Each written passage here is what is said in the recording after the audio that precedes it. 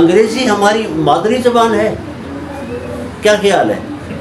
مادری زبان ہے تو ہم سب انگریزی جانتے ہیں کہ نہیں جانتے؟ کون سا گھرانہ ہے مجھے دکھا دیں، کسی دیہات کے اندر جا کے دکھا دیں کوئی گھرانہ کہ جس کا کوئی نہ کوئی بچہ انگریزی نہ جانتا، کوئی ایک گھر تو دکھا دیں، ایک گھرانہ جس میں کوئی انگریزی سمجھنے والا پڑھنے والا نہ ہو، یا کوشش نہ کی گئی ہو کہ یہ انگریزی سمجھے، کوشش نہ کی گئی ہو کہ یہ تعلیم حاصل کرے، کوئی ایک گھرانہ تو دکھا دیں۔ عربی سمجھنے والے ذرا دکھا سکتے؟ ذرا موازنہ کیجئے، سوچا کیجئے ذرا دیکھیے عربی کے حروف تہجی اور اردو کے حروف تہجی کوئی فرق ہے؟ کوئی فرق۔ عربی کے سارے حروف تہجی اردو میں موجود ہیں، اردو کے زیادہ ہیں، عربی کے کم ہیں۔ اس سے آگے آئیے، لکھنے کا طریقہ عربی کا اور اردو کا جو ہے کوئی فرق ہے؟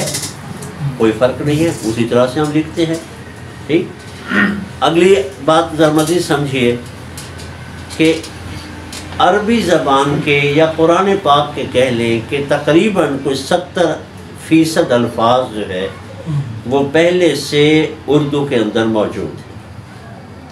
ایک جگہ میں نے یہی بات ایسی تذکرہ کیا کہ بھئی اردو عربی کے 70% الفاظ پہلے سے ہی اردو میں موجود ہے، تو ایک ساتھی موجود تھے، انہوں نے اس میں مزید اضافہ فرمایا کہ مفتی طارق مسعود صاحب نے یہ تجزیہ کیا ہے کہ 70 کی بجائے نہیں، انہوں نے کہا ہے 80% موجود، تو 80% الفاظ پہلے سے موجود ہیں۔ اب اس کے برعکس آئیے ذرا، انگریزی کے اور اردو کے حروف تہجی آپس میں ملتے ہیں؟ کوئی ایک ملتا ہو؟ نہیں ملتے۔ لکھنے کا طریقہ ملتا ہے؟ نہیں ملتا۔ ٹھیک ہے، الفاظ جو ہیں الفاظ اردو کے اور اردو کے اور انگریزی کے ایک جیسے ہیں؟ نہیں ہیں۔ وہ سیکھ ڈالی، یہ نہیں سیکھ سکتے، کیا خیال ہے؟ ہمارا یہ عذر قابل قبول ہوگا کہ ہمیں جو ہے وہ عربی بڑی مشکل تھی، وہ نہیں آتی تھی؟ کیوں نہیں سیکھی ہم نے؟ سیکھی اس لیے نہیں کہ ہدایت کو ہم نے اپنی ضرورت نہیں سمجھا۔ ناراض نہ ہوئیے، ہدایت کو ہم نے اپنی ضرورت نہیں سمجھا، یہ جو ہدایت ربانی ہے اس کو ضرورت نہیں سمجھا۔ ہاں، جو کچھ ہمیں ماحول معاشرے کی طرف سے مل رہا ہے بس یہ کافی ہے، ٹھیک ہے ہمارے لیے، اسی کے تحت ہم زندگی گزار دیں گے اپنی، کیا ضرورت ہے ہمیں اس ہدایت ربانی کی؟ اصل مسئلہ کیا ہے؟ اچھا، اس کو ہم نے ضرورت سمجھا، پیسہ بنانے کو ضرورت سمجھا، گھر بنانے کو ضرورت سمجھا، دیکھیے اپنی ضرورت کو پورا کیا کہ نہیں کیا؟ کہاں سے تھے اور کہاں پہ ہم پہنچ گئے ہیں؟ یہ صلاحیت ہمارے اندر تھی نا، کیا عذر پیش کریں گے اللہ تعالیٰ کے آگے؟ یہ تو نے کر لیا تھا، یہ تو نے کر لیا تھا۔ ہم میں سے اکثر ساتھی جو ہے نا ذرا جائزہ لیں، دیکھیں کہ جو ہے نا ان کے والدین کی زندگی کیا تھی اور ہماری زندگی جو ہے وہ کیا، وہ کہاں تھے، ہم کہاں پہنچے ہوئے، اور ہماری اگلی نسلیں آگے کہاں پہنچیں گی، کس کس مقام کو حاصل کریں گی۔ کیا ہم دین نہیں سمجھ سکتے تھے؟ اس کی سمجھنے کی کوئی صلاحیت نہیں تھی، صرف توجہ دلانے کے لیے ہے، توجہ دلانے کے لیے مجھے میرے اندر ایک ضرورت پیدا ہوئی کہ جی قرآن پاک کو سمجھنا ہے، تو قرآن پاک کو سمجھنے کے لیے اس کی زبان بھی آنی چاہیے، تو میں نے اپنے طور پر ایک کتابیں لی اور پڑھنا شروع کر دی، اور ان کا میں نے خط و کتابت کورس میں داخلہ لے لیا، اور مشقیں جو ہے یہاں سے پڑھتا، پھر اس میں جو مشقیں دی گئی تھی حل کر کے وہاں پہ بھجواتا، وہ مشقیں وہاں پہ مارکنگ کر کے مجھے واپس بھجوا دیتے تھے۔ ایک سبق بھی میں نے کسی ٹیچر سے نہیں پڑھا، ایک سبق بھی ان تینوں کتابوں کا، ایک سبق بھی کسی عربی کے استاد سے نہیں پڑھا، اور الحمدللہ میرے اس میں نمبر آئے ہیں 99.93 99.93 نمبر۔ اس لیے بتا رہا ہوں کہ بھئی یہ بہت آسان ہے۔ کسی جو ہے مضمون میں میرے یا تو میرے جو ہے میتھمیٹکس میں آئے تھے ایک مرتبہ 100 نمبر، یا میرے عربی میں آئے ہیں 99.93 نمبر پہ۔ اس میں تو میں نے اساتذہ سے پڑھا تھا، اس میں تو میں نے بڑا وقت لگایا تھا، بڑی کوشش کی تھی میں نے اس میں کسی استاد سے نہیں پڑھا، اور ہم کہیں یہ بڑی مشکل ہے۔ قرآن پاک میں اللہ تعالیٰ کا یہ دعویٰ ہو وَلَقَدْ يَسَّرْنَا الْقُرْآنَ لِلذِّكْرِ فَهَلْ مِن مُدَّكِرٍ، 4 مرتبہ فرمایا ایک سورہ مبارکہ کے اندر، ہم نے اس قرآن کو یاد دہانی کے لیے آسان کر دیا ہے، تو کوئی ہے کہ جو اس کی طرف توجہ کرے؟ کوئی ہے کوئی؟ اب اللہ کا دعویٰ یہ ہو، ہمارا دعویٰ یہ ہو کہ نہیں یہ تو قرآن بڑا مشکل ہے، تو کس کی بات ٹھیک ہوگی بھائی؟ تو ہدایت کی ضرورت ہے کہ نہیں ہے؟ ضرورت ہے۔ اگلی بات یہ ہے کہ یہ جو ہدایت ہمیں بتائی گئی ہے نا، یہ کسی خاص شعبہ زندگی کے اندر نہیں ہے، یہ پوری کی پوری زندگی کے حوالے سے مکمل نظام حیات ہے۔ آخری آیت جو اس ہدایت کی نازل ہوئی ہے وہ کیا ہے؟ الیوم اکملت لکم دینکم واتممت علیکم نعمتی ورضیت لکم الاسلام دینا۔ آج کے دن میں نے تمہارے لیے تمہارا دین کامل کر دیا، دین کہتے ہیں سسٹم آف لائف کو، اور میں نے اپنی اس نعمت ہمارے سامنے تو وہی ٹکر پانی نعمت ہے، بس یہ بھی نعمت سب سے بڑی نعمت ہے۔ وَأَتْمَمْتُ عَلَيْكُمْ نِعْمَتِي وَرَضِيتُ لَكُمُ الْإِسْلَامَ دِينًا، اور میں نے تمہارے لیے پسند کر دیا اسلام کو بطور دین، بطور سسٹم آف لائف۔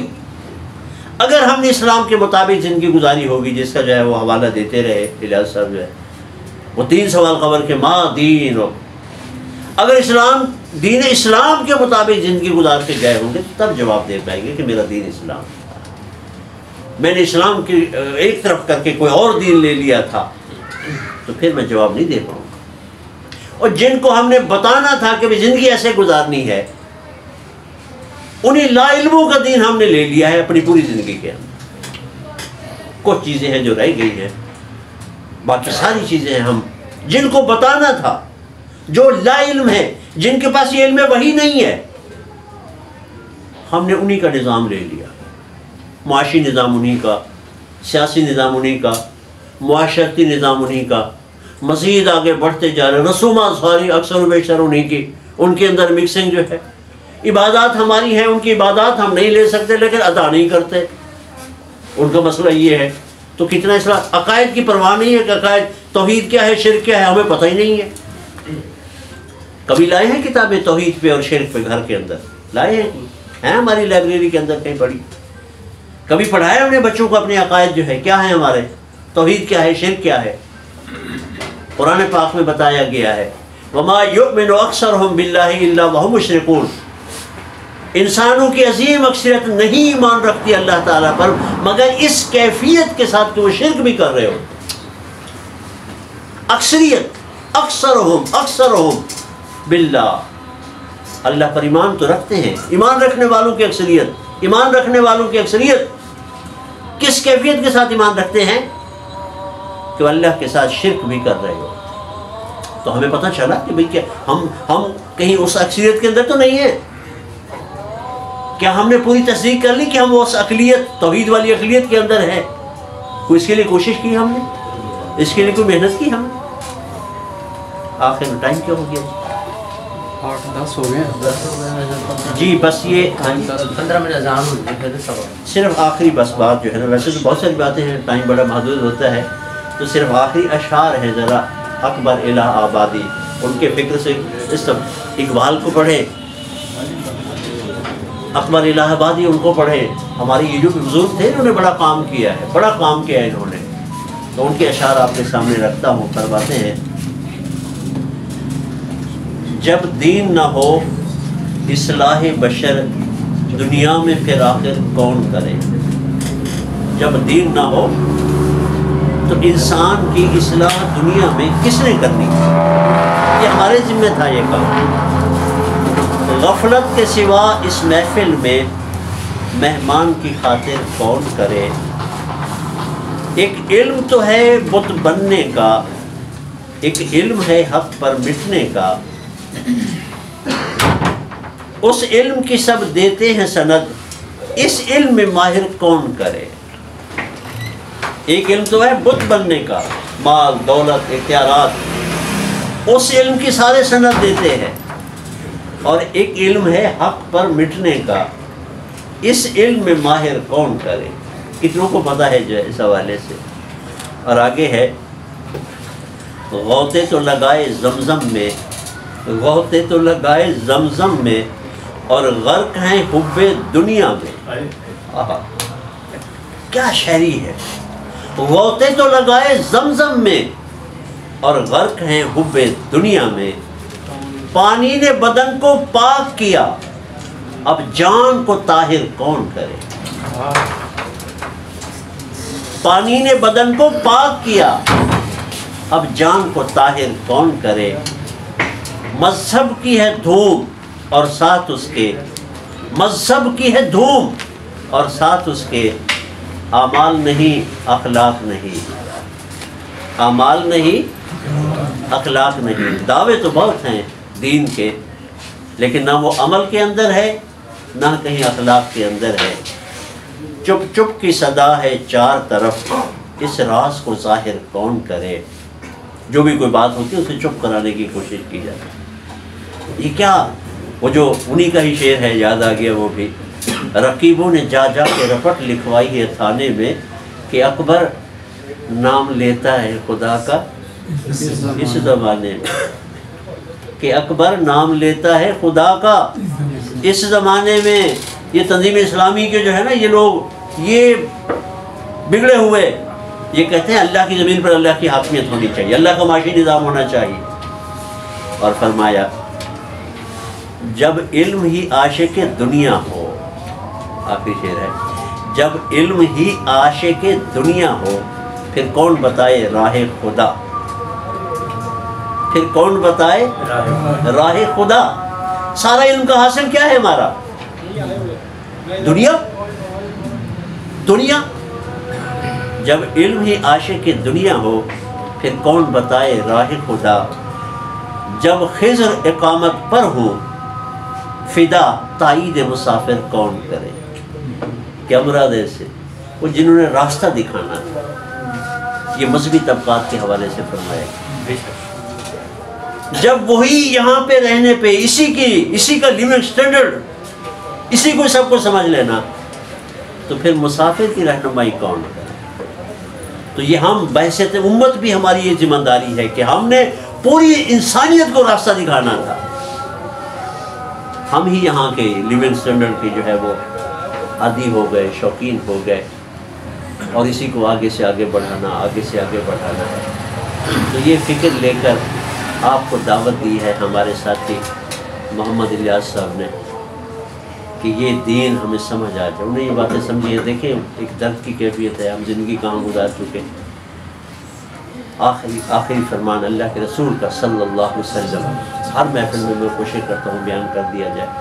آپ نے فرمایا ما من احد یموت الا ندیما، مرنے کے بعد کوئی ایک بندہ بھی ایسا نہیں ہوگا، ایک بھی ایسا نہیں ہوگا جسے اس زندگی کے حوالے سے پچھتاوا نہ ہو، ندامت نہ ہو۔ قیل وما ندامت ہو یا رسول اللہ، تو صحابہ نے کہا یا رسول اللہ ہر بندے کو ندامت ہوگی، کیوں، وجہ کیا ہوگی؟ قال ان کان محسنا، فرمایا اگر وہ نیکوکار تھا، نیکوکار کی بات ہو رہی ہے، نادم اللہ یکون ازدادا، وہ پچھتائے گا میں نے اور نیکیاں کیوں نہیں کمائی۔ وجہ ہوگی اس کی تفصیل کا موقع نہیں ہے، کیوں پچھتائے گا میں نے اور نیکیاں کیوں نہیں کمائی۔ وَإِن كَانَ مُسِيئًا، اور اگر وہ گناہ گار تھا، نادم اللہ یکون نزعا، وہ پچھتا رہا ہوگا میں نے یہ گناہ کے کام کیوں نہیں چھوڑے۔ آپ بتا دیا گیا ہے تو ہم روز آخرت ہماری یہ جو ندامت ہے نا یہ کم سے کم ہو، کم سے کم ہو، اس کے لیے ہم نے فائدہ اٹھانا ہے، اس کے لیے محنت کرنی ہے، اس کے لیے کوشش کرنی ہے۔